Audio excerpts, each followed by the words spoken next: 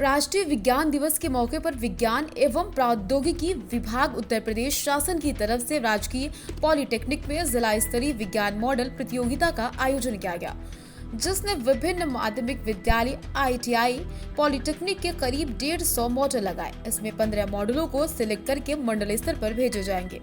प्रतियोगिता में जयपुरिया स्कूल के स्टूडेंट द्वारा ब्लाइंड के लिए उपकरण, रिमोट से बल्ब जलाने बुझाने का मॉडल, यश विद्या मंदिर के स्टूडेंट आदेश आजाद द्वारा टेस्ला कॉइल बनाया गया, जिसे बिना तार के बल्ब जलाया गया, जो आकर्षण का केंद्र रहा। कार्यक्रम में मुख्य अतिथि के रूप में जिलाधिकारी, विशिष्ट अतिथि के रूप में मुख्य विकास अधिकारी ने फीता काटकर दीप प्रज्वलित कर कार्यक्रम का उद्घाटन किया।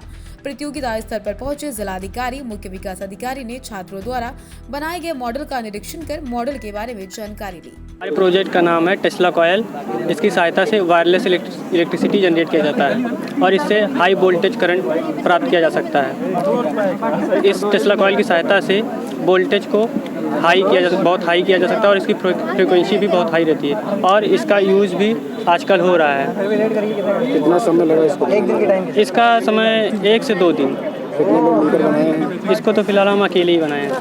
कौन से स्कूल के हैं? Yes private ITI। क्या नाम है? आदेश आजाद।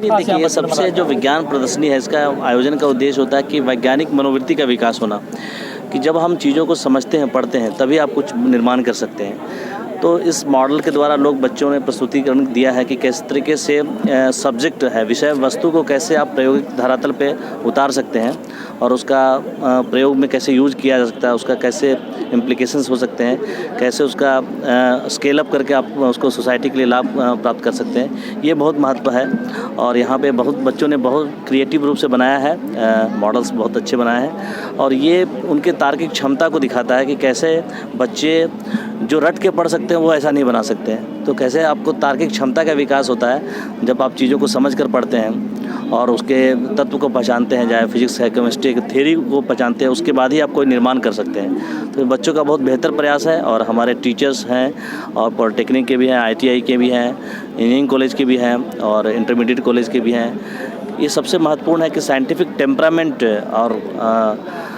थिंकिंग ये बहुत ज़रूरी है और उससे हम देश के लिए, सोसाइटी के लिए जो करना चाहते हैं वो कर सकते हैं। तो ये बहुत अच्छा प्रयास है और ये वैज्ञानिक मनोवृत्ति बनी रहनी चाहिए और उसको आगे बढ़ाना चाहिए और नए रिसर्च करनी चाहिए। पेटेंटिंग भी हम लोग को करना चाहिए, इंडिया में अभी कम होता है।